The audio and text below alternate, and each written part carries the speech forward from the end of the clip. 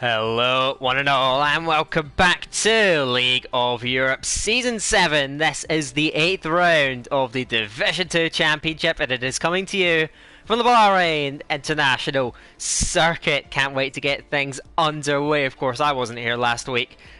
Wasn't exactly feeling the best myself. Still not 100%, but hopefully we can put on a show for you once again here tonight as we approach the midway point of this season to take you through proceedings here tonight in what has become the norm in Division 2 in terms of the way that we run things. It is myself, Daka, and of course alongside me yet again, it is Mr. QVR Verstappen. Verstappen, how you doing, my friend? Hello everyone, and indeed welcome to Division 2 here. I'm feeling good. Excited as ever to get this underway. Bahrain, very good track for racing usually, so let's see if these 20 guys hopefully can put out on the show. Yeah, I think for wheel-to-wheel battling, this track is always up there in terms of the entertainment that it can provide. In terms of driving, though, I think it's very polarising in terms of the way that people approach this. So, coming to you, Verstappen, like, how do you think the drivers view this track in terms of their confidence heading around the 15 turns of the Bahrain International Circuit? I think this usually depends around this track on the input device, usually. It is famous to be a pad track, controller track, so anyone with a decent bit of pace here and maybe that input device, they'll be looking at possibly grabbing up a win here. Yeah, and of course one thing that's notable when you talk about the input device is this division, and particularly the top end of the division, that 7 out of the top 10 drivers in the championship right now are using a wheel, which you'd expect. Of course, it's not necessarily a done thing, but in theory that is going to put them at a disadvantage for tonight. We'll see, of course, how things are going to unfold, but that's going to make things very intriguing when we get into it later on. We should be pretty soon. We have a full grid, thankfully, to take on this circuit.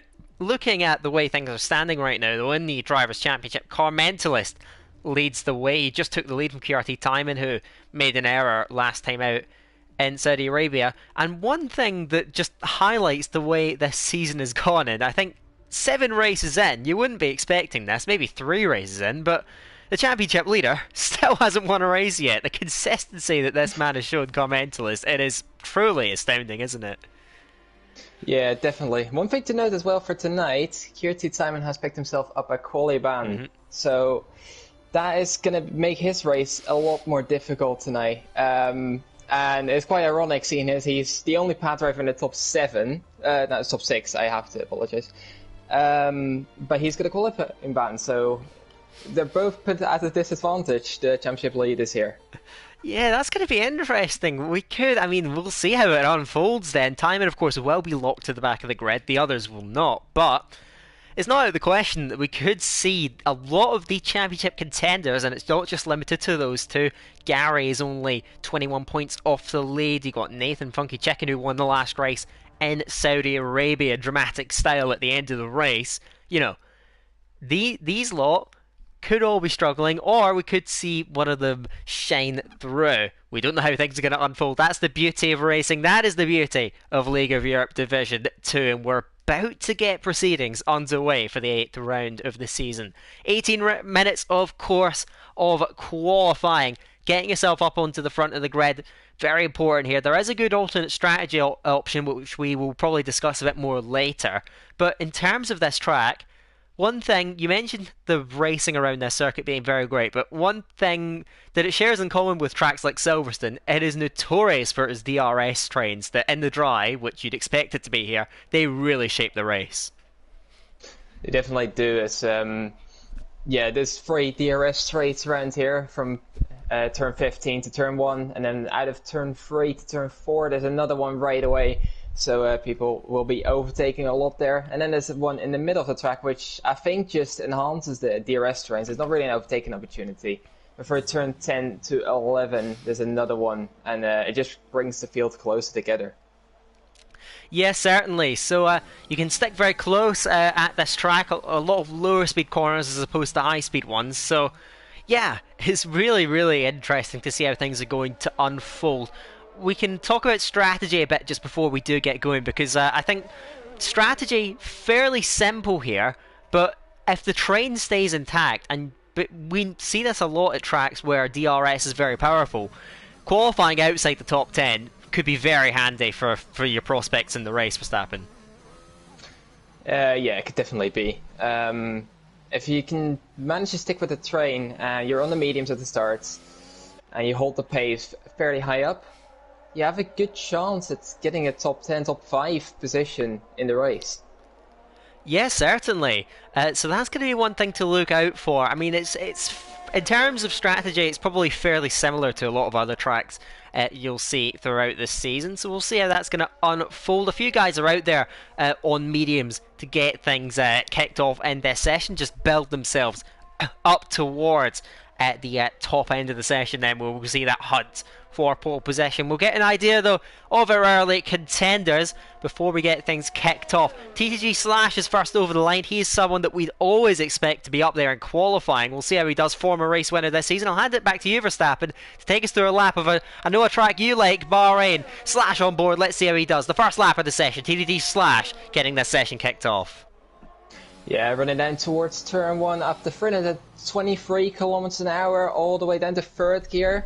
Need to short shift a bit here to get the traction down. Very difficult to do so as he gets it quite nicely on the mediums. They don't have a lot of grip in qualifying. But now he runs down towards turn 4. Use the entry curve to get the car as widely turned in as possible. Fifth gear on the exit. A lot of traction. 28 flat is a very decent split time for the first sector here. And now down towards turn number 8. Another heavy braking zone. Difficult to get the car rotated in. But he does that nicely, looking very sharp so far from TTG Slash. Now down towards one of the most difficult corners on the calendar, turn 10. But once again, very clean there from Slash. DRS is open for the third time this lap. And now down towards turn 11. And this is a very difficult corner. You have to be patient on the throttle here. But he does that quite nicely through turn 12 all the way flat down towards the sector 2 split. 105.4, very good split. Turn 13, clip it nicely. His track limits put down for that corner as well, so keep an eye on that. And now down towards the final 2 corners, essentially one, but there's a little kink on the end. 14, fifth gear, holds through. Bit of a traction loss on the exit there. DRS is open, and across the line goes CTG Slash for a 127 flat.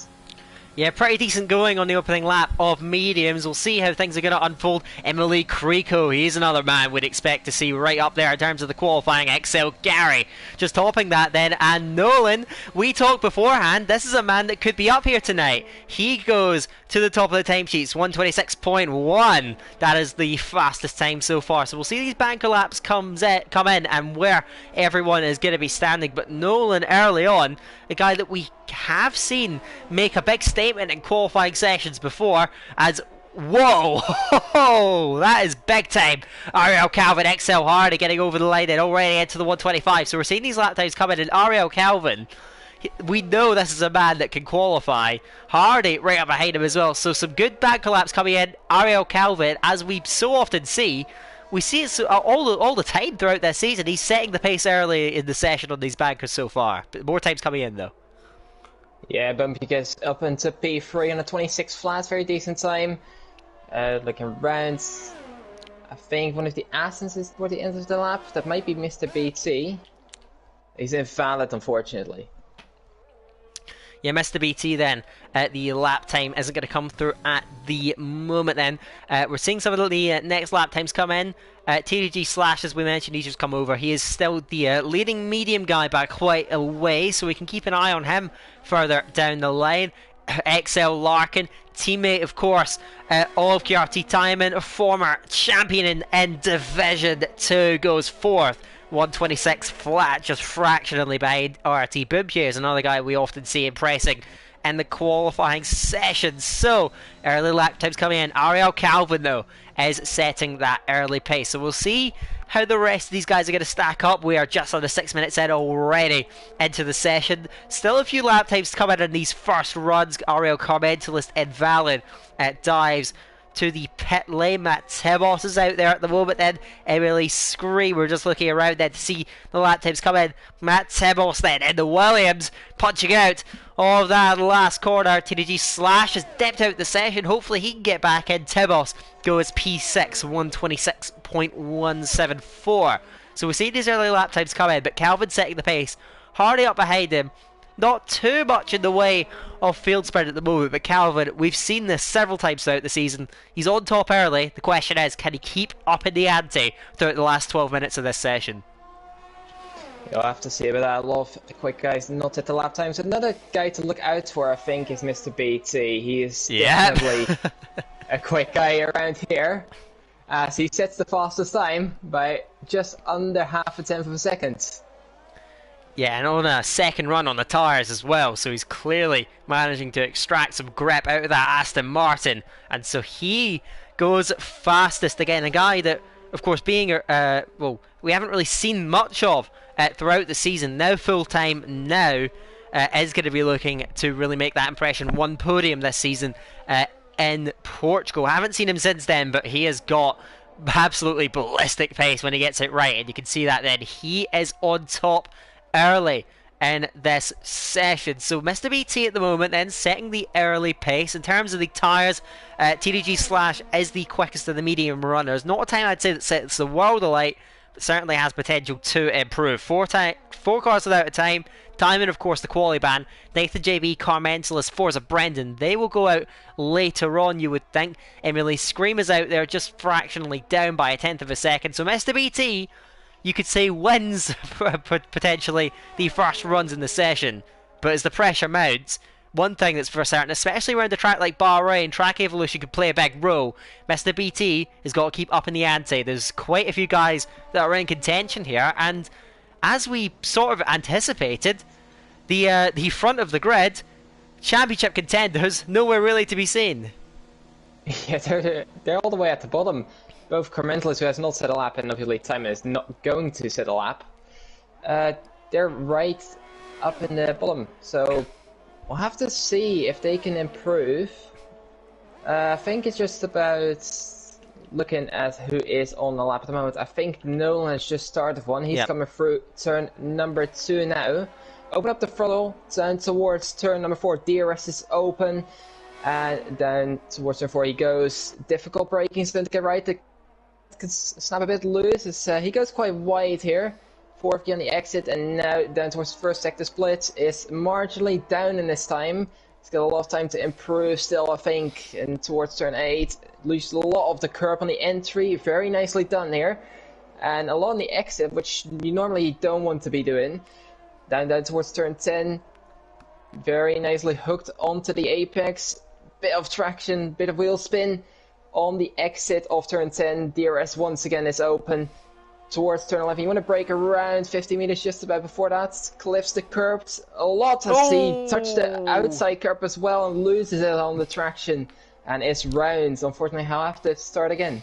That apex curb on the inside of turn 11 is not one you want to be hitting. And Nolan finding that out all the way through then. He is unfortunately going to have that lap cut short. So Nolan will look to try and go again. We've still got more guys looking for lap times at this stage coming down the track at the moment. And there is the Red Bull of XL Zarma, just about a second up, of course, not known as a qualifying specialist, not known as a Bahrain specialist either. So we'll see what he can do coming over the line then. XL Zarma crosses, goes 9th, just behind his teammate, 126.375 at the moment then. So he's put himself just inside that top 10. You'd imagine he's going to be looking at an alternate strategy. XL Jaco, who's really impressed over the last few rounds, nearly won in Saudi Arabia, goes 6th, 126.1. So we're going to see these times start to come down. Forza Brendan crosses 26.5, Division 3 champion last season. Mr. BT on top, gearing up for his second runs. Now we'll see the times coming in. Hexel Hardy goes fastest. The division hopper of LOE, as you like, D3, D2, D1. He goes all the way through. He's in D2 right now, and he goes to the top, 125. 125.7. So he's found plenty of time. Of course, very frustrating season so far. He has not seen the checkered flag yet this season. But he puts himself up the top, and we know with Hardy, when he's on it, he's got that pace. The question is, of course, 29 laps, can he execute that all the way? Calvin again with the improvements. So the times are starting to come down now, and in what is a very specialised track, we're already seeing the Bahrain specialists really come to the fore here in this session so far. Yeah, it's quite surprising. Calvin's quick. He's a wheel driver, so you wouldn't expect him to be that quick usually, but he's put in a very quick time so far. And I have to see if he can hold on to that. XL Larkin over the line goes third. Again, another driver that does like this track and goes P3 at the moment then. But Calvin looking so impressive. It's weird because, remember, Calvin, he was dominating qualifying session way back in Monaco. You can't imagine a much more different track. But he does impress here yet again. Of course, we see this man always up there in the qualifying sessions, and we're seeing it in force yet again here. Further down the track, Williams driver, TTG Slash. We saw him, of course, put that lap down early on the mediums. What's he got for us on the softs? Crosses the line, goes second, 125.705, just half a tenth behind the leading mark of Ariel Calvin. So Slash again showing some great qualifying pace here tonight. He is currently P2 at the moment. Calvin holding on to that position 1 spot as it stands right now, as we're still looking in these second runs. A few guys, I imagine, have not got the lap times in. There's time in serving BT. That Mr. BT is going to come through now. Of course, we saw him set the world light on the first runs, and he's well up on his time right now, so this could be challenging Calvin. Let's see. These two, we're going back and forth in the opening runs. Where does Mr. BT slow it now? 5.5 minutes left. To the line is the Aston Martin. Goes second, 125.686. So we are seeing, essentially, based on these second runs, there's a few guys maybe still to get the times in. Emily Scream is still out there. We'll see what he could do. But right now we're seeing the specialists come through. The top 4 covered by just under a tenth of a second. And what you see there, that gap from P5 to 6, we'll see what Scream could do on these runs. Right now, the AlphaTauri heading his way into that last sector. He's just over a tenth of a second up. So really it looks like, again, we said Bahrain's a very specialised track, and right now it's looking like we're going to have about 5 or 6 drivers only that are going to be vying for that pole position spot. It does look like that at the moment. Scream is on a second lap in a row, actually, as he just set that 26 flat earlier on. I think he's decided to go into the pits and try and get a new set, possibly to save some tyre wear as well, as he wouldn't gain a lot of positions either. So that compromise he is willing to make so far. Just gearing up for the final runs, I think everyone is. It's 2 drivers and out laps at the moment, which are Nolan and Nathan JP, very close on track as well. We'll have to see. They're gonna maybe attempt 1 or 2 runs in a row, possibly, to give themselves a bit more room to play with if they validate, for example. Nolan just gearing up his lap. Yeah, Nolan is going to be first up over the line to get things kicked off then. We'll keep an eye on him, we'll keep an eye on Nathan. They've gone out quite a while before pretty much any other driver has elected to take the track. Nolan, very aggressive there, using that entry curb to brake into turn number 1. Gets a bit out of shape on the exit of turn 3. We've got just under 4 minutes left. These guys have got plenty of time to get another run in. They probably put the fuel in for that eventuality. So let's see, we'll keep an eye on both of them. Heading through the lap then. Nolan over the first sector line. Much better first sector. 27.7. Nathan just behind him on the track then. Also going pretty well then. Still valid in the McLaren. Of course, Nathan, we've seen him dominating qualifying as well throughout this season. He will not be happy. I'm happy man to be sat there without a time at the moment. Which is why he is elected to hit the track early and make sure he's given himself those 2 runs to do. So Nolan now heading in at turn 11. Of course, this is where we saw him come across. Again, he's using that curb quite aggressively over on the inside. This time, though, the car holds together. The Haas swing it through turn 12. Over the line, he is 0.2 of a second up, looking to potentially get himself up towards maybe Larkin to Hardy region if he can just about nail this final corner. So let's see into turn 14 and I can get 15. Opens up, now swings it in, gets to the curb on the inside, powers out. We'll see what Nathan can do behind him as well. Nolan to the line, 10th at the moment, goes up to 6th, 1:35.9 is the time, and Nathan slots in right behind him, 1:35.966. So those are those early times. A lot of cars coming out of the pits now. Those guys can maybe back off and go for another one later. So Calvin now out of the pit lane now. We'll see what these guys can all do. But Nolan and Nathan, good lap, 6th and 7th at the moment. But now I imagine in these final few minutes, you'll really see the picture at the front of the field begin to take shape. Yeah, definitely. I think Nathan is one that has a lot of time in the lap. I was watching him through it, and he made a couple of mistakes in the first sector, so he's definitely got some time. Maybe he can improve. He decides to back off and maybe go again. Look around, one of the Alpines is up front, that's XL Hardy, so we can maybe ride on board with him during his lap as well. He'll be the first one to go through, and everyone is going to be out on track apart from Timon, of course. Hardy just come around the final 2 corners and starting his lap, gearing up. Now DRS will be opened up and going up to start his lap. All the way down towards turn 1, you really want to hit the apex, at least get as close to it as you can. He uses the entry curve, which is something we don't see a lot of, but he can do it quite nicely there on the throttle. Looks very nice. DRS open once again. He has no traffic in front of him towards turn 4, 4th gear. Holds it nicely on the exit. It gets a bit of a wobble there.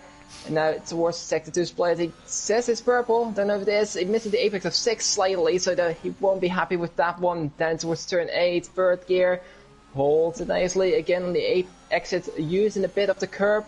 And towards turn 9 and 10. Now he goes. Gets the car rotated nicely as Nathan JP has retired, so he's not going to be improving anymore. Hardy on the throttle and now down towards turn 11. Turning in at 50 meters. Nicely done there. Doesn't touch the curb like Nolan did earlier. And you see it paying off at the moment. To the sector 2 split, he is slightly down this time. I think the mistakes in the S's have cost him slightly. Maybe he can make some time up in the final 2 corners then.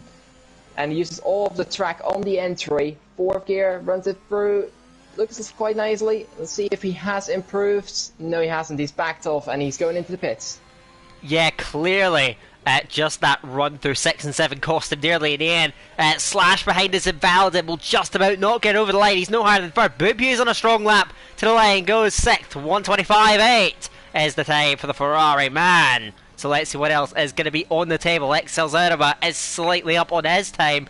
He comes over the line, remains 15th position at the moment. Rat Temos came through 7th, 1:25.918. Here comes the bulk of the times now. So over the line, it is going to be Funky Chicken, only 17th for last week's race winner then.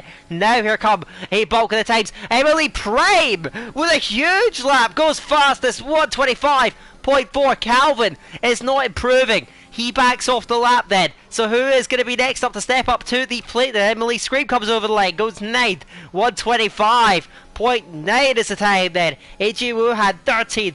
The Red Bull of Gary dives to the pit lane, so that's going to be his session. Then Larkin is slightly down in the middle sector. Can he find even the slightest bit of time at the end of the lap? He does maybe go a little bit quicker in the last sector. Remains though in P6. Mercedes over the line. Jacob only 12th at the moment. Mr. BT then. BT. What does he do over the line? It's 2nd, 1:25.5. Remains P2. Calvin backs off, and in the end, a huge lap. So my apologies there. I'm not quite feeling the best tonight, but Emily Prime hardly even registered the entire session. But a man who we know can put it together over one lap, and at 25.4 he is stormed to the top of the timesheets. It's pole position for Emily Prime and a front row lockout for the Aston Martin team. Yeah, very strong qualifying for them too. Calvin and Slash is in behind in 34th. Then we have an XL 3rd row with Hardy and Larkin. Then Bumpy, Tibos, Scream and Nolan running at the top 10. Nathan JP got what he wanted, I reckon, in P11. And Jaco in 12th, then Kriko and AJ Wuhan 13th and 14th. And as I said before, these guys are all in the top 5 or 6 of the standings. Carmentless, Gary, Sediment, Funky Chicken, all high up and all down here in qualifying. And Forza Brendan and Timon will round off the grid here. I have to go on to the race now if they can make some positions up, because they definitely need to. Yeah, that I think it unfolded much like we thought with a lot of the title contenders further down the grid. So let's see how this is going to unfold. This is going to be electric, I am sure. It's going to be 29 laps in front of us. Fairly simple strategy wise. Hopefully, we just get this decided on pure wheel to wheel racing. So let's see how this is going to unfold then as we count our way down towards the race. Full grid of drivers looking to take this on, and this is going to be very intriguing. Then, really, the getting yourself near the front is so important here, of course, as it is at any track. But really, getting yourself in the top two off the start, Aston Martin can control that. We'll see how that's going to unfold. But those guys in the second row just behind the entire field, in terms of a race where big DRS trains can be emerging, you want to be in the top two spots in that train. That gives you pretty much all of the control. As two cars, Matt Tibos and Nolan, coming together early on the formation lap, they will start. They will have to sit on the grid for quite some time. And the tyres, they will be at a disadvantage. Outside of the top 10, things are fairly academic. It's mediums for the lot of them. But one thing to look out for is again, as I mentioned, those guys trying to get up there in the DRS train in those top two spots. And I think another big thing here, with the way wheel-to-wheel battles could drag on, those guys at the front, they will be looking, just like we saw in the Division 1 race earlier, it can be key. Sometimes it's unlikely, but if you get off the line well, you know, the likes of Emily Prime starting on pole, you can try and use that to get that gap early on. Yeah, they can definitely try and get away. As we saw, Prime does have a lot of pace here. I think he's ABS and he's definitely pad, so he'll be happy with that one, and I think he'll try and pull away as soon as he can. I have to see if anyone can contend with him. Slash is the highest up in the championship of about the top 5, even the top 10, I have to say. So he'll be looking to maybe gain some time and some points on the guys down the grid that are obviously high up in the championship. Be interesting how he will manage his race. So let's see how this is going to unfold then, as the grid will come towards their slots in just a few seconds time. Prime and Mr. BT, those two Aston Martins, are going to be potentially vying for that leading spot heading in to the first corner. So let's see how this is going to unfold. They will take their slots there. Calvin and TDG Slash to second row. They'll be looking to get the jump. It's a reasonably long run in towards that first turn. So we'll see how that's all going to unfold as the rear of the grid now settles. QRT time, and a man who probably would have expected to be near the front qualifying ban means he's going to have to try and work his way through it, along with a lot of the other title contenders. So let's see how this Grand Prix is going to unfold as we get ready now, as we build up to 5 red lights for round 8 of the championship. And we're off the grid in Bahrain. Super reaction from Emily Prime. He storms away from the front of the grid. Great start from the second row. Slash has got himself up and alongside and Mr. BT under pressure, holding that inside line. 3 abreast for P2, but it's Prime who holds the front of the race then. Slash slots through P3. The Aston Martin still holding station then. Larkin comes right across the track, just gets in front of Calvin then. Hardy tucked in behind. You can see them all going all the way through then. Zerma's gone round to the back of the field. Larkin has gone up to 4th. Through on Calvin. Big oversteer for Hardy, looking at the inside, doesn't get through on the McLaren. Now all the way through, filtering after the beginning of the first lap then, slotting their way through, but it is Prime who has managed to get himself to that front of the race. Mr. VT looking to chase him down.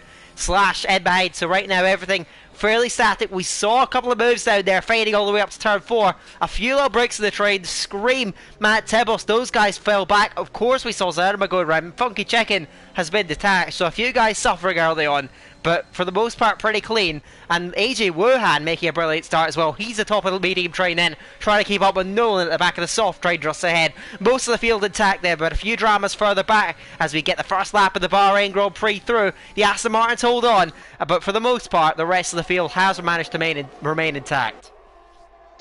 Yeah, there was some squabbling down in the midfield around the P10 to 13 area, and I think guys like Scream, Matt Tibbles, And Nathan JB as well, they have suffered from that. Funky Chicken, I think, has damage, and Zuidema has damage as well. So they'll be looking to go into the pits, I think. Yes, Funky Chicken doesn't. Zuidema definitely has damage, so we'll be seeing him in as well. Towards the back of the grid, Matt Tibbles is looking for a move on Nathan JB. Can't get it quite to work down towards turn 1. And has the whole back for now. Or just filtering through. There's a bit of a gap between Kriko and Gary, so Gary's going to have to make up some time here. He's pushing his ERS already, so he's definitely going to have to maybe close it down. Zuidema's onto hards and Funky Chicken onto mediums, just to keep that on as well.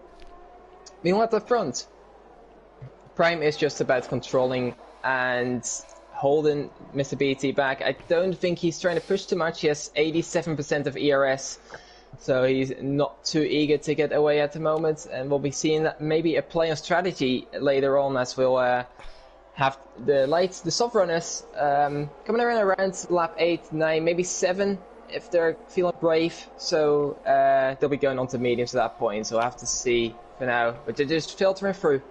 I have to see.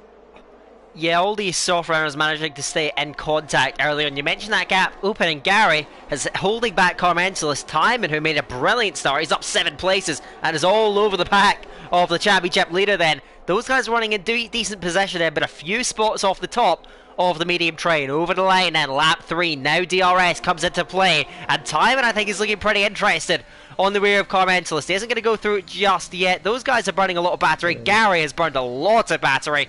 Nearly the full lot, trying to stay with Kriko up ahead. AJ Wuhan looks very strong though in the Ferrari. Of course, these medium runners having to work quite hard in the early laps, but of course eventually that extra excess grip of these soft runners will fade away. Emily Scream has gone to the pit lane for a set of mediums then, so he maybe must have picked up damage then further down the grid. So 3 cars already in early on in the race.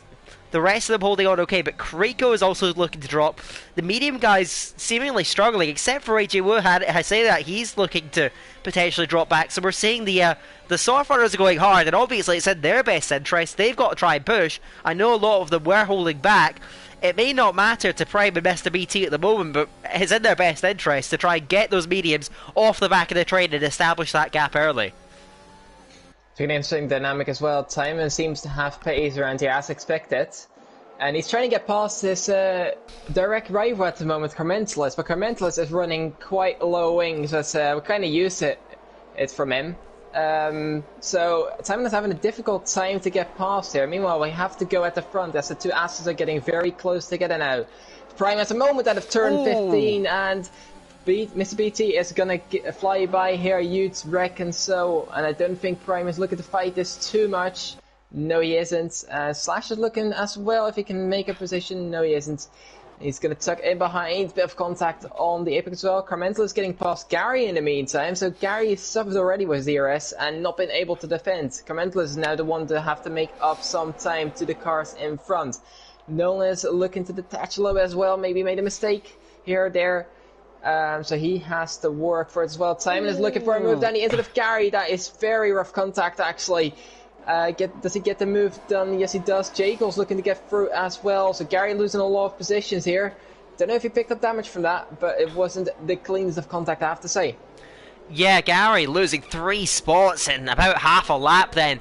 Really, that was a lunch. Timon managed to get up and alongside after turn 3. Gary tried to move over on him. We saw the two of them. They weren't backing down, and in the end, you're going to get contact in those sorts of situations. So Gary slips to 14th. Hopefully avoiding contact. Briefly, of course, we had the top 3 in the championship running, laying a stern on the track, but certainly not in the top 3 positions. As you mentioned, it's Carmentalist who now takes over, but I think that Timon may well have the extra pace, so maybe Carmentalist will be looking to maybe step aside and let the man through, because these guys are the ones that are getting detached, as is Nolan further up the road. He is already dropping out of that 1 second range, and that is so crucial round here, and I think he's taken the plunge. Lap 5? Lap 4 even, sorry. He's going to come in, and it must be hard said. Prime Prime is getting and Mr. past. BT, they swap places at the front of two Aston Martins then.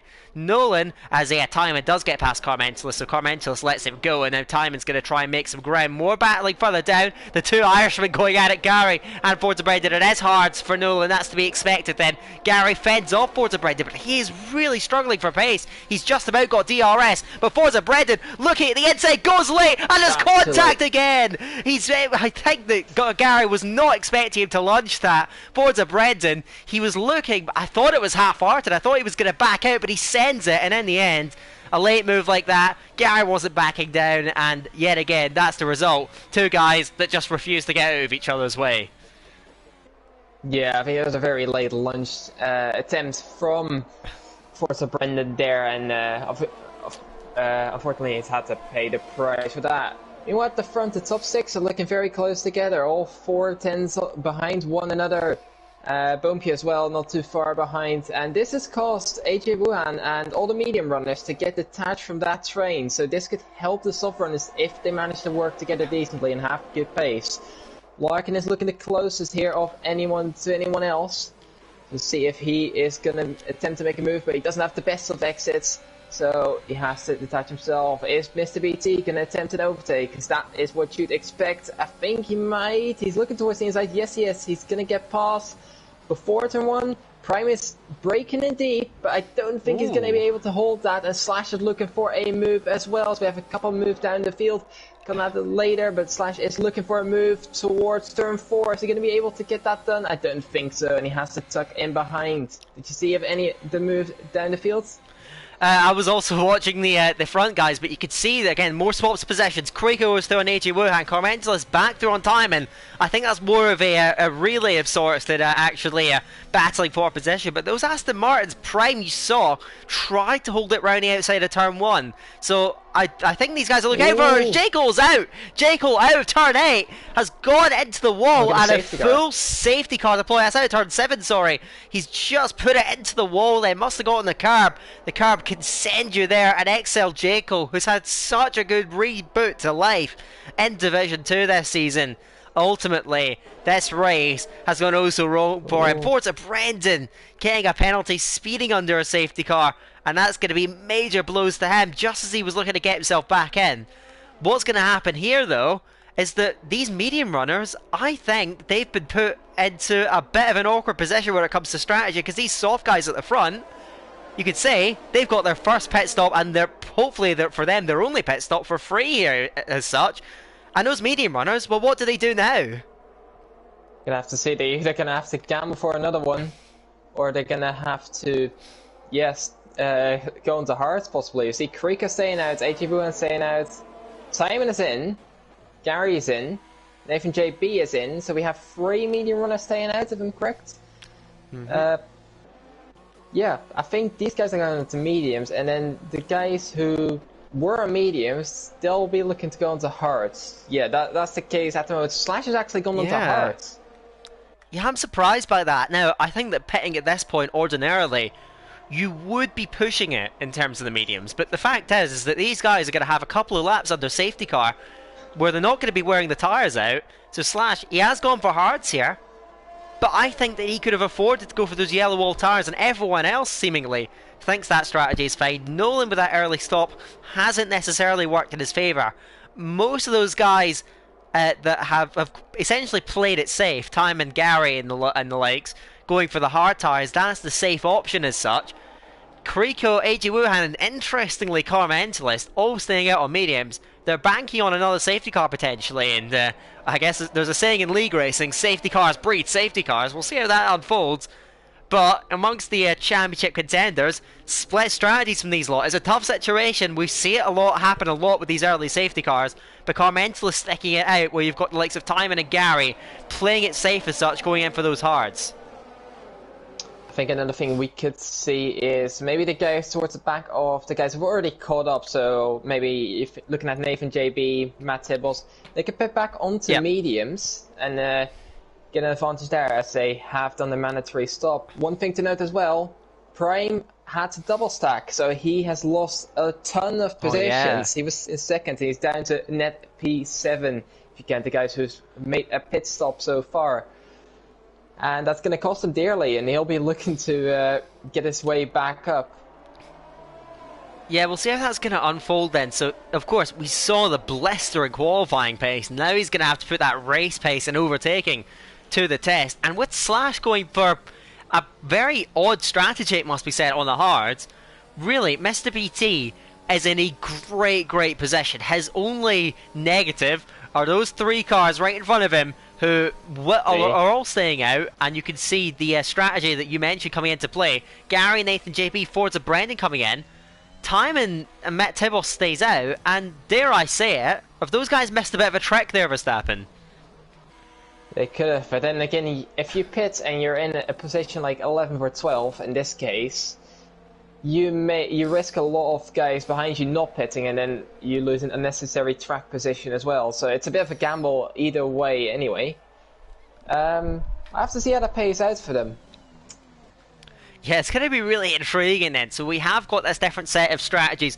Gary, Nathan, JB, Forza, Brendan, Funky Chicken and Zaraba, who of course we saw go off early in the race. Those guys will essentially get that free stop onto mediums to rejoin the back of the train. That is going to be the status quo then, the way things stand. So Kriko and AJ Wuhan, we saw those guys, really the class of the medium train early on. Carmentalist is now with them.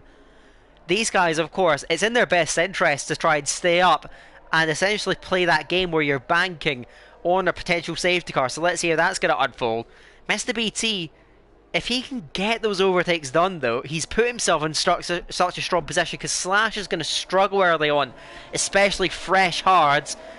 Trying to get those up to temperature under a safety car, no mean feat. Mr. BT can have the grip off the start. If he can make use of that, it's going to be difficult to get past Carmentalist, AJ Wuhan, Kriko. But if he can use that grip to good effect, Slash could potentially provide him a buffer to the likes of Lark and Calvin Hardy, that chasing pack behind him. So Mr. BT, if he plays it right and if he nails this restart, it could potentially breed a breakaway at this point in the race. I've just seen AJ Wuhan lost it under the safety car and he's got damage. Oh. On his left side end plate, he is missing that. Oh, I think for turn 11 he lost it and seems to have got damaged. That is quite particularly odd, I have to say. So is he going to be looking to go into the pits? I reckon he is. Is the safety car staying out for one more lap? Yeah, he's going into the pits. Bit of a lazy mistake, you have to say, and that is going to increase the chances of the likes of Mr. BT and Slash to get through these too easily. Yeah, AJ Wuhan then. Now, maybe in the long run this isn't actually so bad for him, but he does have to go to the hard tyres. Maybe we could see him, some gamesmanship where he tries to stay out of range to give himself another lap, to maybe pit onto mediums. We'll see as he will emerge behind Zerima. We should get back to racing on this lap, but I'll keep an eye on AJ Wuhan, see if he wants to play that game. He should, in theory, be able to catch just fine. So Kriko's still at the front now. Carmentalist is up behind him. And of course, these guys will be hoping for a safety car that works to their advantage in terms of timing. They've been compromised by this early safety car. It couldn't have come at a much worse time for these two. But now, we'll see how things are going to unfold then. But yeah, bit of a lazy mistake, as you said, for AJ Wuhan. We'll see how he recovers on the hards, and it doesn't look like there's any gamesmanship. He's just going to rejoin the back of the train. So, we're going to get back to racing on this lap. We'll see how things unfold. Kriko and Carmentalist are going to lead the way. And in Carmentalist's case, he's going to be under immediate threat. We mentioned Mr. BT's point of view, trying to get that gap to the likes of Slash behind him. But Carmentalist, you'd imagine he wants to fight here. He does not want to let a gap to someone on the same strategy like Kriko. And it's certainly a driver like him, who's in the championship fight, in the championship lead. He's not going to give up these places easily, but Mr. BT and the likes, you'd imagine, are going to be coming at those guys on older tyres. You'd imagine so, definitely. And Carmentalist wants to have a lot of straight line speed as well. So it will not be easy for the guys in behind to get past right away, I reckon. We should see the safety car going in this lap. Yeah, that's the confirmation. Just to note as well, Brendan still has to serve his right through. Obviously, you can't serve that under a safety car. But yeah, Kriko leading the way. Let's see where he's going to go. Is he going to go early onto this straight already? But he's taking quite a lot of speed, actually. Yeah. Is he going to try and do this quite quickly? It's quite an interesting strategy. He slowed it down again. Can't do this too much, obviously. I have to see, is he going to go out of the final corner? He sets it up then, you can see he has not exactly keeping a constant pace like you're allowed to, so again a bit of gamesmanship. He uses that window like Carmentis, a bit of oversteer, and Krico takes off. Krico goes away to the front, but Carmentis has reacted pretty well. They all slot in behind. Hardy's the one that's got away really well, and Calvin's been caught napping. So Calvin now under threat, the gaps are getting to open up then. Krico holds on to the race lead there, just in front of Carmentis. Outside as Hardy then. The Alpine trying to attack the McLaren. Calvin holds firm, but he runs it in wide, and now we're seeing the attacks unfold. Slash, who did not get away well, of course. The Hard's not giving him the grab, and Larkin has crucially got a P4 to give himself a run at Mr. BT, and Slash is all over the road. Then Calvin attacking now onto Slash, trying to turn a bad restart into a possession. He goes down the inside, gets it in at turn 6. So Slash slipping. We're seeing the Hard's not in the operating window. Hardy is straight around the outside. Slash is into him, and round goes the Williams man, and now trying to recover the car. He's parked on the apex of turn 8. Bubia now through Nolan up on the outside, can't get through that, so they all filter throughout the circuit at the moment. Krico leads Carmentis, and really the big story though, Slash no grip at all on the Hards, and ultimately he just got caught out there. Car after car go past, and eventually he gets caught on the side of Hardy's car, and TDG Slash in the end, just as we see so often from Slash, very promising start to the race, but the strategy really leading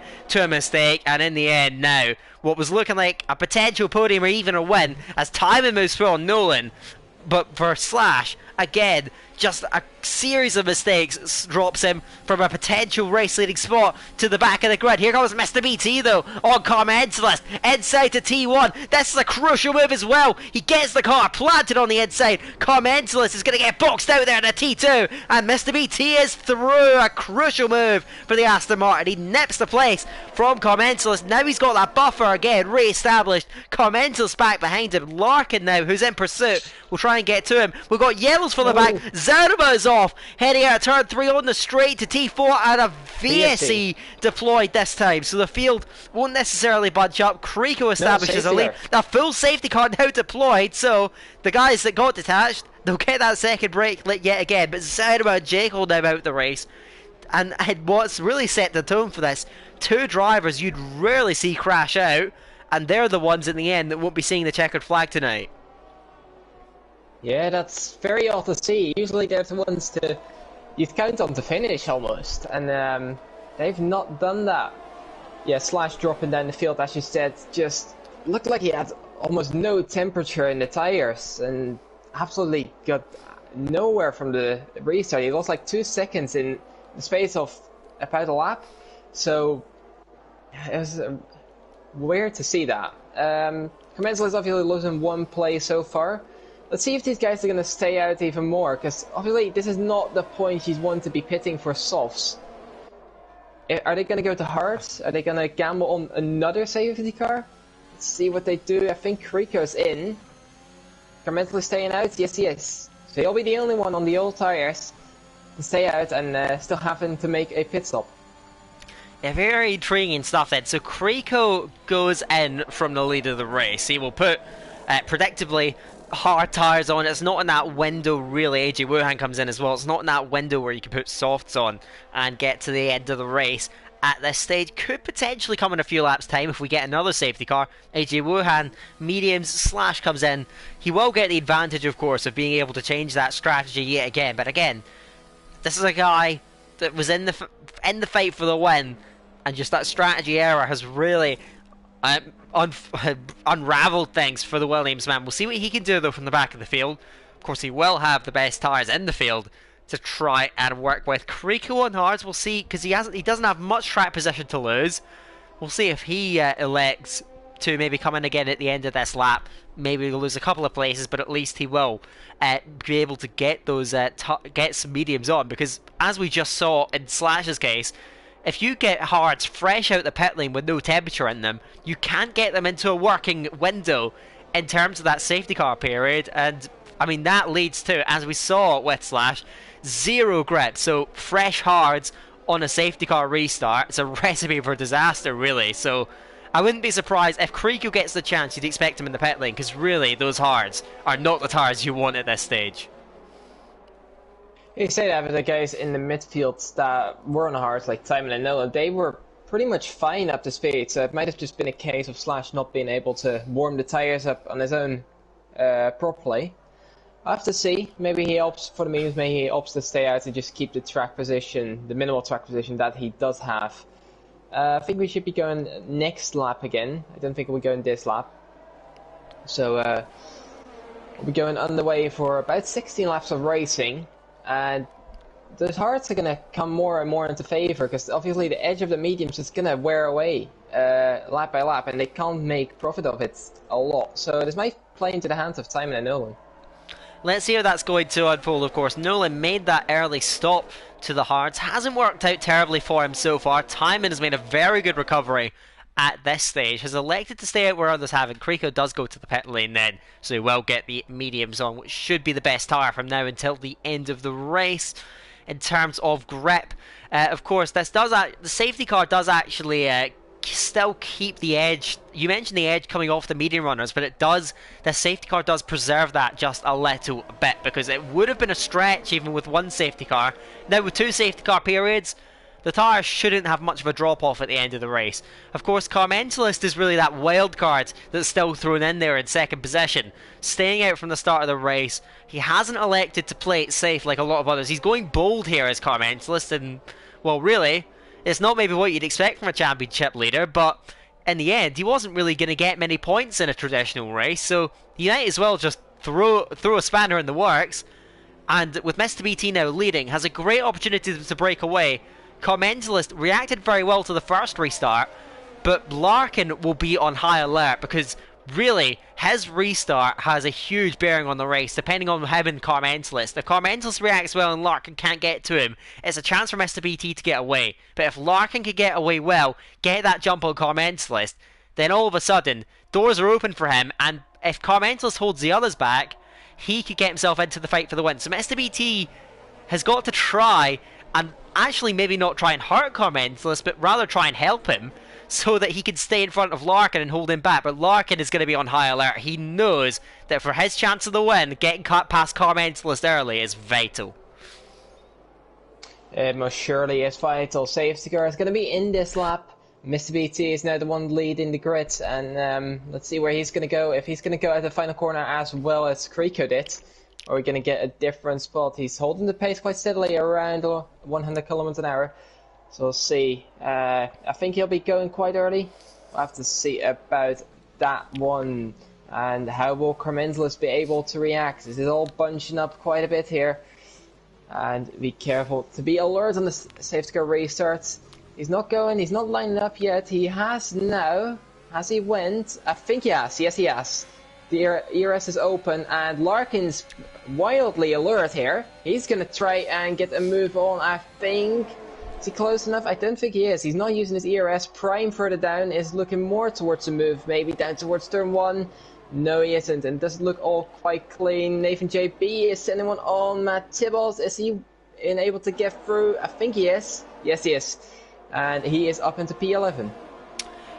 Yeah, so Nathan making gains then early on in the stint. You can see them all filtering through it. And Gary, a lunge as well on Matt Tibbos. Insane to turn number 4. He's going to squeeze him towards the edge of the track. And Gary gets the move done and follows Nathan JB through. Oh. Nathan JB is really on a roll here then. And he's up behind Scream. He goes outside in a turn 8. And Scream's going to cover it all quite nicely though. Trying to get underneath as Nathan can't quite manage it. Tibbos continuing to come under pressure. Funky checking is all over him then. Nathan sends it right into this contact, I think. Round goes the Alpha Tower, gets recollected back in a straight line, but oh, hell is broken loose further down the order then, and Scream getting shuffled back, coming into contact with Nathan JB. So Nathan JB does get through, Scream slips back, but the gap is opened up, 2 seconds up in front. Scream now must have damage because he's letting all these cars through. The car looks so nervous that he's just trying to bring it back.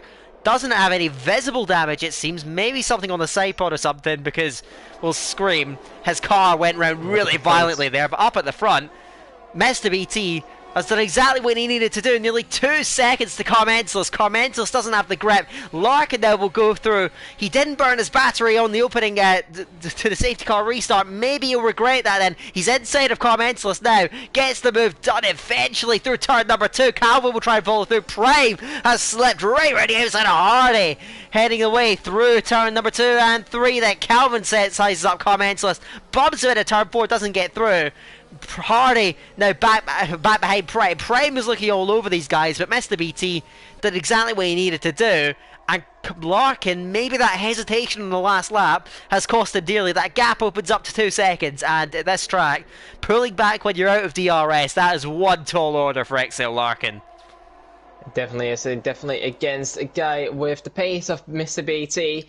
Slash is meanwhile making moves. He's looking to get a move on towards Brendan after his mistake earlier on. Yeah, you can see Larkin's already got a 9/10 gap on Commentalist here.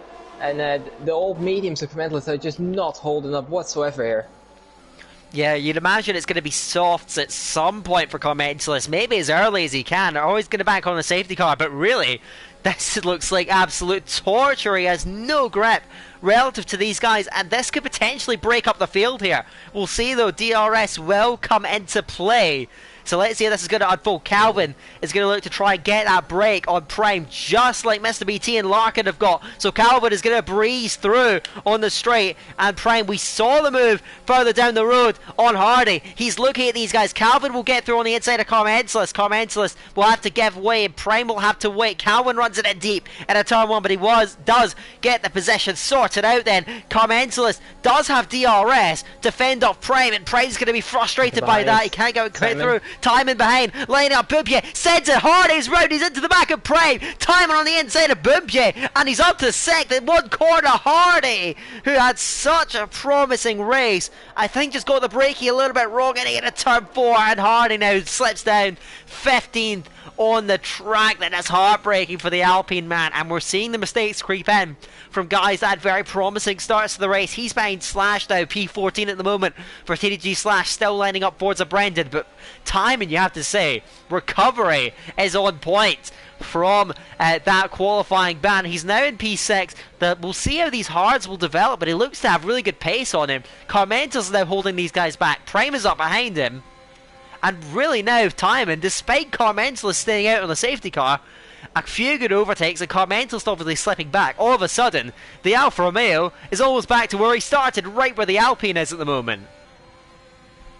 Yeah, it's quite insane to see. Commentalist just about holds DRS, so this is going to hold Prime and Timon and all the others in behind just back a few more moments as Timon is looking to push. He's got an insane pace, I have to say, and if he's going to be able to make something work of those hards and keep them fresh until the end, which will obviously help him, so his mediums will go off much sooner. As Commentalist has a bit of a mistake out of turn 2, and this opens the opportunity for Prime to go down the inside of turn 4, and I don't think Commentalist is looking to fight this, as Prime is getting through. It doesn't make it easy for him, but yeah, Prime does get through into P4, and now he has his championship rifle in behind. He's not going to want to let Timon through. Timon, though, knows he needs to try and stick with that train up in front, but he's not near enough into turn 8. This is a battle that we can't take our eyes off of. Timon, he's got much more grip, of course. Can he use that to good effect to get through on Ariel Carmentis? Those mediums will be really dropping off at that stage. He slides the rear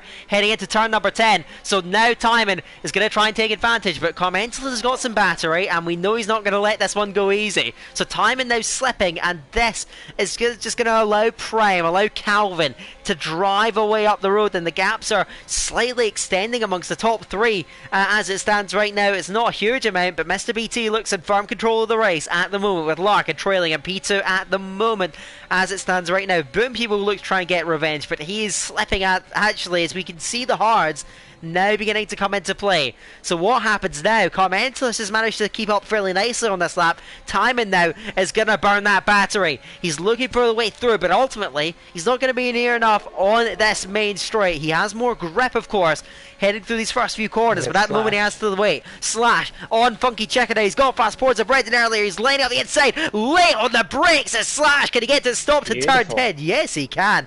That was very nicely done from G Slash, and he slips his way through to P12 on the recovery drive. Now behind Matt Tibos on the road. Further up, Timon still stacked up behind. It looks as though he can't get past Carmentalist. Well, Carmentalist has DRS. He's having to wait then. Carmentalist is all over the road, slipping out of DRS now. And Timon, he has got great pace, but ultimately that detachment from DRS, which is exactly what Carmentalist wanted Timon to have to experience, there's work to do for the Alfa Romeo to try and get himself up towards it. And Scream is round at the back of the grid. Emily Scream now recovering, but AlphaTauri, it's not been a good day for them so far. Up at the front, Mr. BT leads 2.1 seconds to second place XL Larkin at the moment, and Carmentalist and Timon, that's the battle we're on board with right now. Carmentalist still holding back Timon, 1.2 seconds up in front to Prime, so you'd imagine now Timon should be able to slot through on the straight. It's Carmentalist maybe going to think about pitting. We will see. I imagine he's going to try and hold him back for a little bit longer, but Timon is very, very close to him, and you'd imagine with DRS he can be able to get through. Let's see. Now the DRS comes into play. Carmentalist isn't using a huge amount of battery, neither is Timon, but now the Alfa Romeo is closing in. He looks to the inside. Nathan JB's got past Nolan as well. Timon runs it in deep on the brakes as he wanted to. He manages to get the spot early on as Carmentalist going to try and fight this back though. Heading up towards turn 4. He waits in behind though. He's going to play it smart. He sets in, closes the DRS as we saw now. Boompier sends it on Carmentalist. That's an opportunistic move. Creeko retires. That's in the pit lane. So he's decided to have enough for the day. Boompier, great opportunistic move then to get through on Carmentalist. Now behind Timon.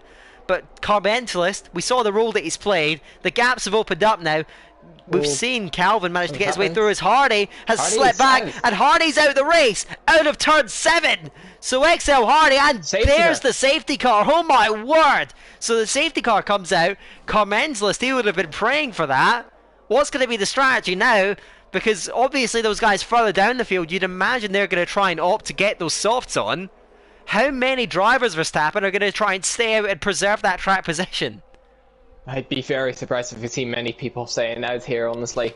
Those first softs are so good, especially at this stage in the race. Normally you put it around lap 17, 18. This will be from 19, with obviously a couple safety car laps to preserve them even more against pretty old mediums and hards. I can't see many people staying out, but let's see if anyone proves me wrong. Mr. BT is in. Yeah. Clark is in. No! Ooh, Mr. BT went out late. Ooh. And he is staying out. Everyone in behind. Timon is staying out. Everyone in behind seems to go in. Slash is staying out. Obviously, he has some freshest medium, so that's understandable. Ooh. Everyone else apart from that is in. Those guys have just left themselves incredibly vulnerable. Because obviously Mr. BT, he pulled that dummy, and I think that he caught Larkin out. But is it going to be a blessing in disguise for Larkin? He comes out at the front of all these guys now as they emerge from the pit lane. Larkin, Calvin, Prime, Boompier, Carmentalist, then Nathan. So it looks like the order has remained roughly the same. Maybe a few possession swaps further down the order. But all of a sudden, you mentioned the grip advantage these soft runners are going to have. Mr. BT, he made that pet dummy, but he decided to stay out.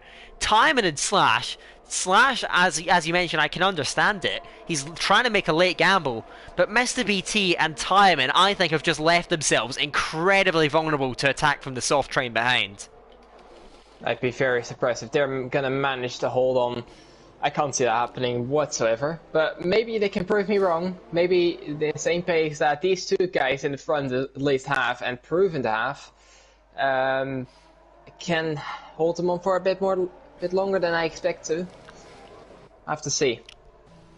We'll have to see indeed then. So the field will converge. We should get back to racing, and I imagine on the next lap. Of course, you can't stop now. There's no backing out from this strategy. You have to go all in for it. Now, time is an interesting one, of course, because, I mean, championship on the line here. He is going to hope to try and hold on. But Larkin, you'd imagine then, he made the strategy. I mean, it's hard to be that man to, make that decision to be the first one to come in. But he's made that. He's been brave here as Larkin. And you'd sense a man that is typically very clinical with his opportunities. You're not going to get many better opportunities than that. Larkin, he's been up the front, he's shown pace, he's made all the right moves in terms of strategy. Now he's got to make all the right moves in terms of position. Mr. BT has been imperious tonight, but Larkin on fresh softs. That 2-second lead has been eradicated, and now XL Larkin. He's got to be careful then. Calvin Prime, they can certainly take advantage. We've seen some great moves from Prime so far tonight. But XL Larkin, would you have him as your favourite for the win right now, Verstappen? I think currently, looking at how well he's controlled his opportunities so far and just benefited of others' mistakes, of usually Slash earlier on, and just getting himself up into that best soft runner position, I think he's got the best chance here.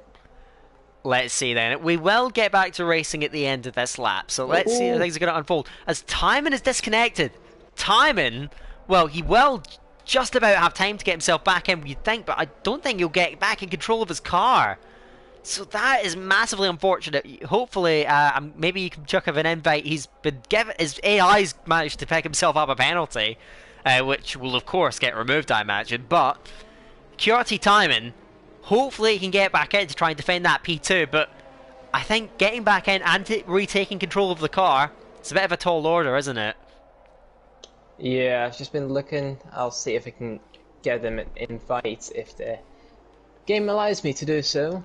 I can indeed, so that hopefully he can get back into his car very soon and get himself underway on the race as well. And if he doesn't, that's going to benefit Mr. BT as well, because he can probably catch out the Ghost Runner of Time and Ice. We've seen with this scenario, the leader can open up several seconds of gap. So let's see how this is going to unfold then. So we should get ourselves back underway there. It is safety cars in this lap. Mr. BT controls it with an AI right behind him. So of course Timon, of course for a guy that's in the championship fight, we really do not want to see this. But he is not in control of that car. But of course, that still means that everyone behind is going to have to wait. So let's see how this is going to unfold then.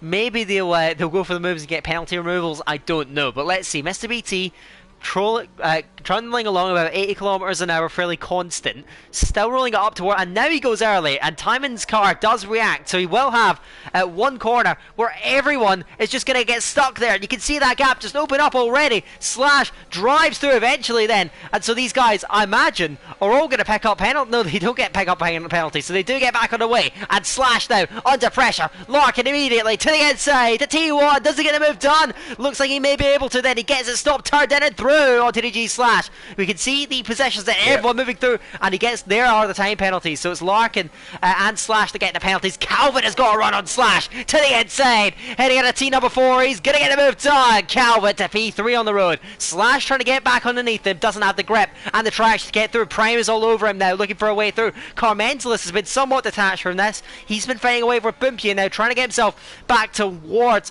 that group. Mr. BT now holding on in front of Larkin. Nathan has got thrown inside of T8 on Bumpy, and he's going to slot his way into P7 on the road. So we're seeing these guys all going back and forth on track. Then a couple of penalties that will without doubt get removed.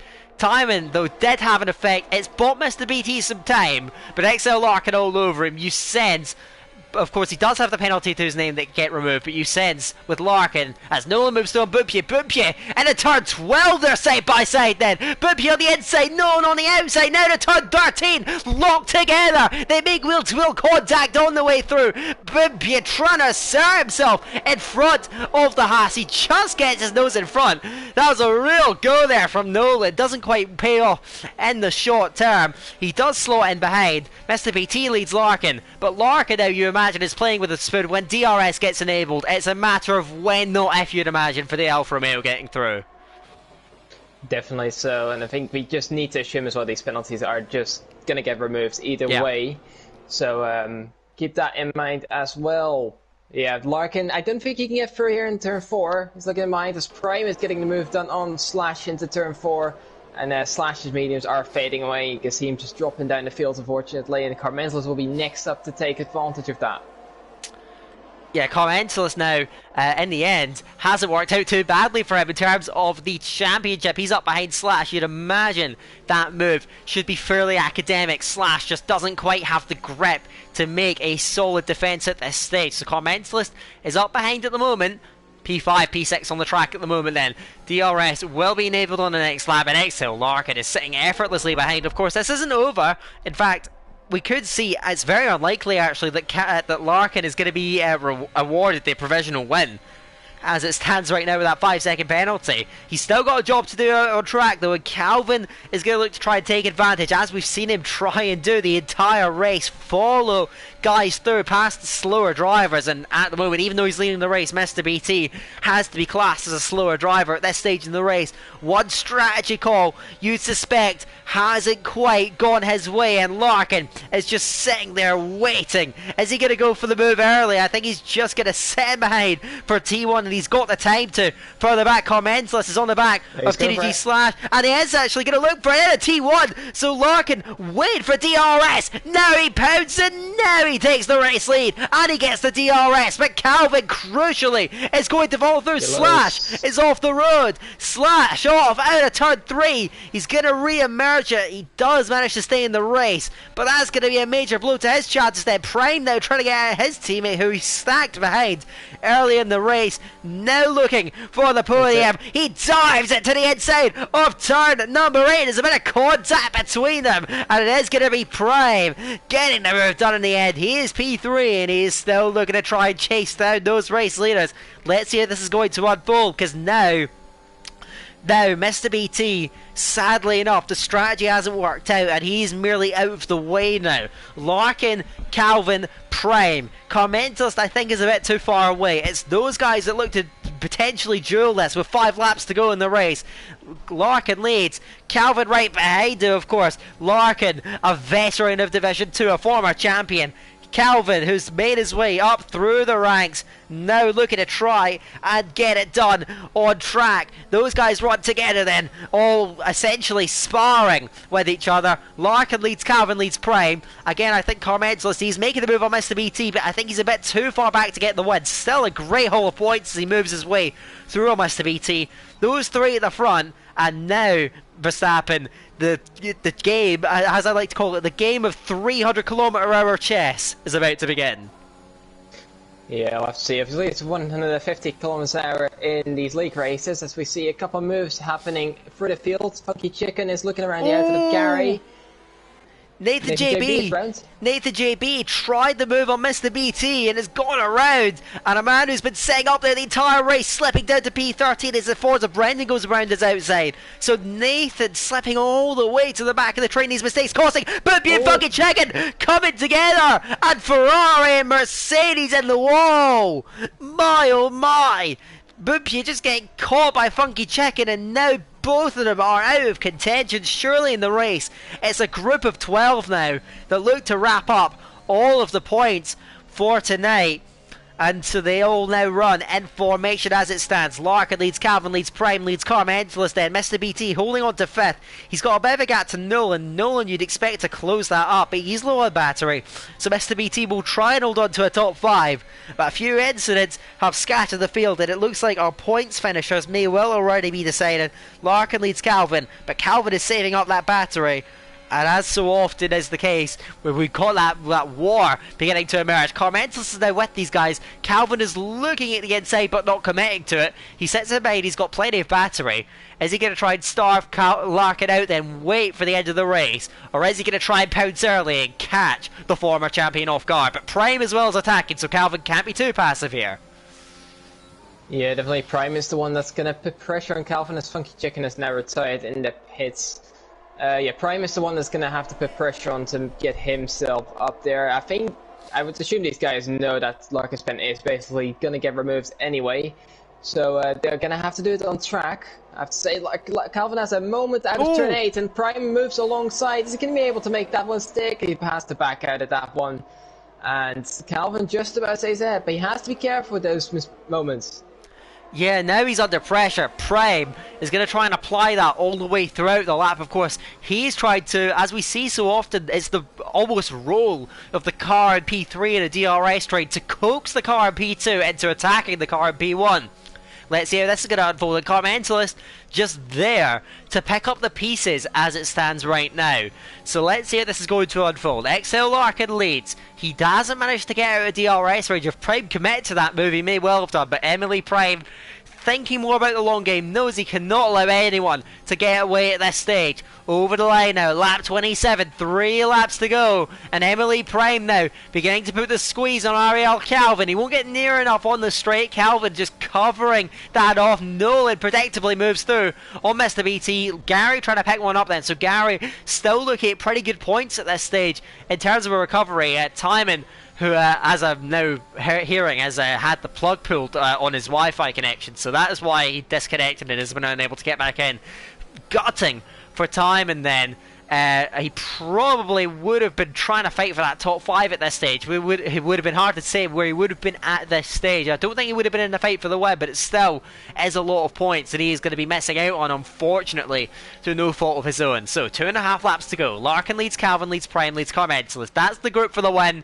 All those guys are the ones in contention.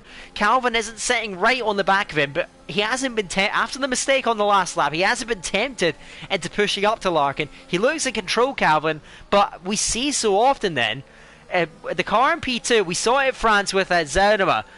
The last thing that you can do, sometimes if you let the car in front also save that battery.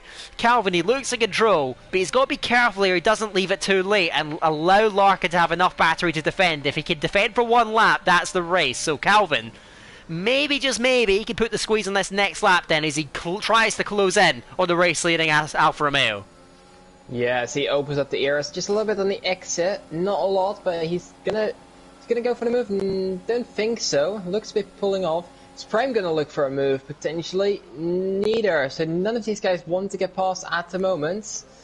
Have to see if they may try something towards turn 4. So Prime is looking to maybe go for a move. Forza Brendan picking up a time penalty. That's going to set him back a slight bit. Prime gets close to the back of Calvin there, but doesn't get past.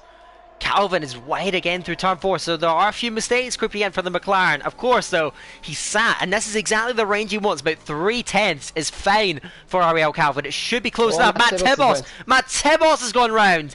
That's heading out of turn number 6. He recovers the car. I'm not sure if there was contact there, but that is a very common spot for someone to go around those curbs. Very, very deadly then. He looks like he'll just about hold on to points as long as he doesn't have major damage. He doesn't have major damage, so he should be able to hold on in front of his teammate.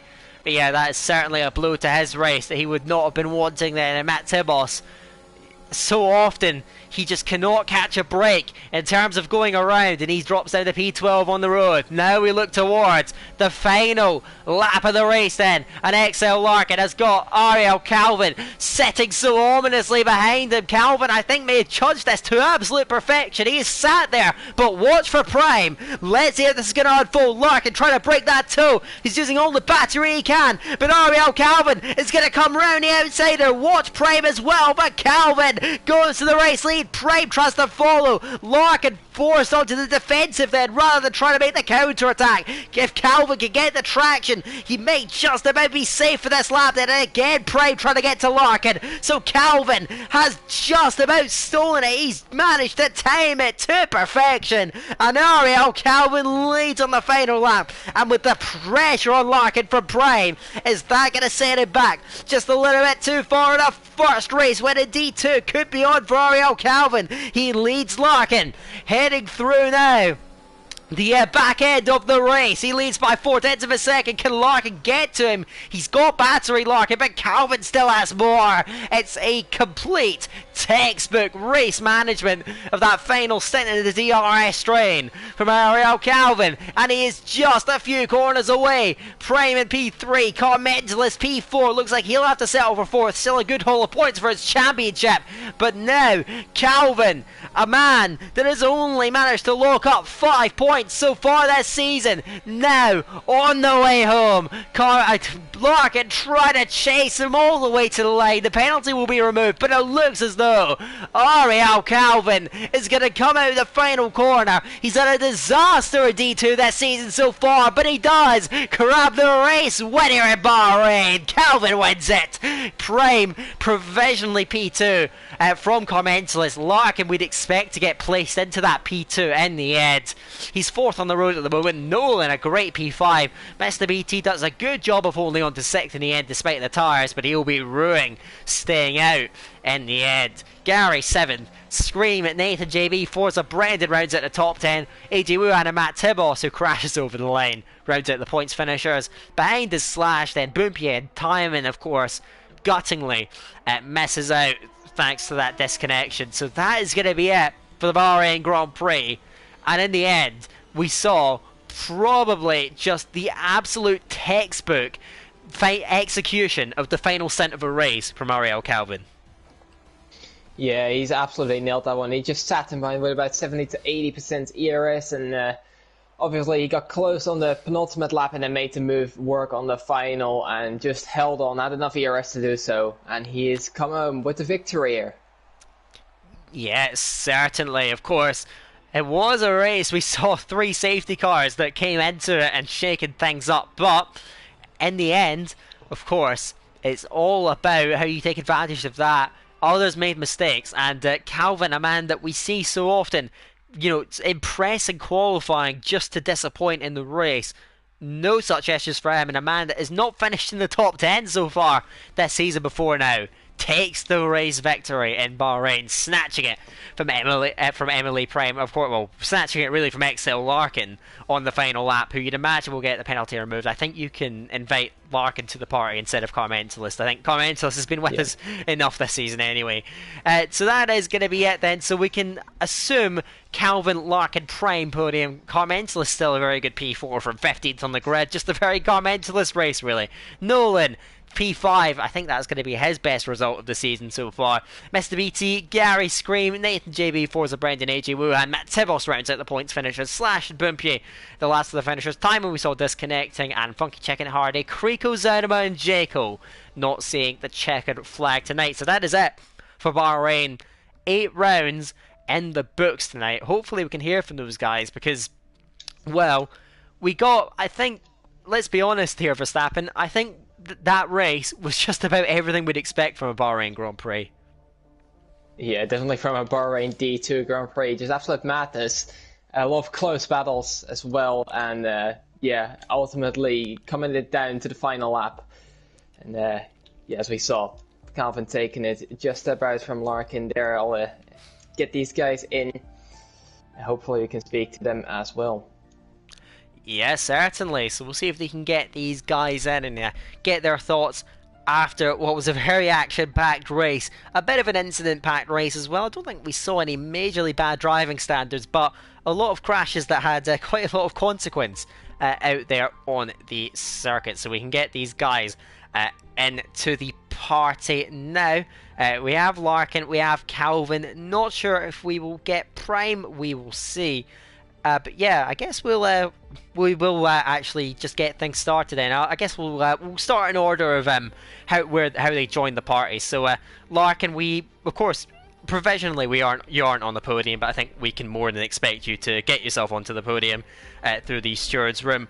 Just talk us through your emotions then, because obviously the race looked at one point to be playing into your hands. Just what were the thoughts heading through that final stint in that very high-speed chess match you had with Ariel Calvin? Yeah. Firstly, congratulations to Calvin on the win. He played it really well in the end. I was nervous through that last stint. I realised pretty quickly that I didn't think Calvin was going to try and overtake me until the last lap. So I was trying to save up as much ERS as I could for that final run. But yeah, he had more ERS than me, obviously DRS and slipstream and all that, and I just wasn't able to keep it. But I did the best I could. I'm finally back on a podium after however long, and it's very nice to be here. Yeah, certainly. You've bookended the races so far this season with podiums. That's going to jump you up quite nicely in terms of the results. Just now, of course, former champion in Division 2, I can't rule you out. Now with your second podium of the season, what are your thoughts going forward as to how you think these races could play out? I mean, it seems pretty pointless trying to put a prediction in it. It doesn't really matter whether you've got pace at tracks at the moment, because it's just safety car central. Like, no matter what's going on, you end up with a safety car at a random lap in the middle of the race, and it just resets everything. So there's so much luck involved. I could sit here and say that, oh yeah, it's Zandvoort in a couple of weeks. I'm really looking forward to that because I'm really quick, but I could end up getting 0 points there. I could end up getting 25 points at Australia, which I'm terrible at next week. Well, I was going to ask you about Australia, but I think you've just about answered that. We'll see how that is going to unfold. I suppose, just looking back, I guess I'll ask you a bit of a unique question here. Just what are your thoughts on this division? Because, I mean, we've seen you now. You're a guy that's seen it all in this division, and you're used to, I guess tonight you've probably had more pace than you usually expect to see, but like, what's your view on how races can just unfold in ways you just don't expect here? Yeah, it's a bit of a crazy division. I think if you looked at the qualifying order from today, it really paints a picture as to what the division's like. You look at the top 10, and there's a lot of sort of streaky drivers in there, people who are, I don't want to say quali merchants, but are better in quali than they are in the race, and maybe DNF a little bit as well. And then you look outside the top 10, you've got the likes of Zaldimer, you've got Car Mentalist, you've got J-Car, you've got Gary, the people who will always end up near the front 9 times out of 10. And I think it shapes the division up to be sort of as exciting and as close between everyone as what it has been for however many races we've had this season. Yeah, I mean, we have a championship leader that still hasn't won a race yet and has only finished on the podium twice. So you see how unpredictable things can end up. I guess I'll hand it back over to you, Mr. QVR Verstappen. You got any questions for our presumably second place finisher today? Yeah, well, congrats on maybe the podium then. I have to say, very well managed. Did you think you could do anything to prevent Calvin from getting through in the last lap? I think if I was going to do anything to prevent him getting through, it needed to have been done a lot longer before than what it was. I had TDB jeffing me after he disconnected, and he was trying to get me to push. There was a point when I think I had Calvin down to about 7 tenths behind me, and he was trying to get me to push and try and get that gap out. But I just wasn't confident enough that I could do that and maintain it, and I didn't want to get stuck with 0 hours and lose more position, so I didn't go for it. But in hindsight, that might have been the best thing to do. Well, in the end, it unfolded how it unfolded, in a second place finish for yourself. Very well done, I guess. Now, we will move along in the interviews to Mr. Ariel Calvin, of course. This season so far hasn't exactly gone the way I think you would have hoped so far. A lot of races with promise that haven't quite turned out the way you wanted. Just sum up your thoughts and emotions after finally getting onto that top step in D2. Yeah, very happy that I finally got a podium and a race win. It's a very difficult season till now, but I think it's only going forward from now on. Yes, certainly. Just talk us through. I want to flash back to that moment, a few laps from the end, heading out of turn 8, where you nearly lost it, and then you had a Prime trying to find a way through. Just talk us through that moment in particular, because that seemed to be the one time at the end of the race where that race win could have been in jeopardy. Yeah, traction was difficult at the end of the corner, and Brian got on my outside there. Really needed to be in front of him, otherwise it could have been really dangerous and losing out on DRS. But I got in front of him and didn't let him pass, and followed Larkin in the DRS. Yeah, of course.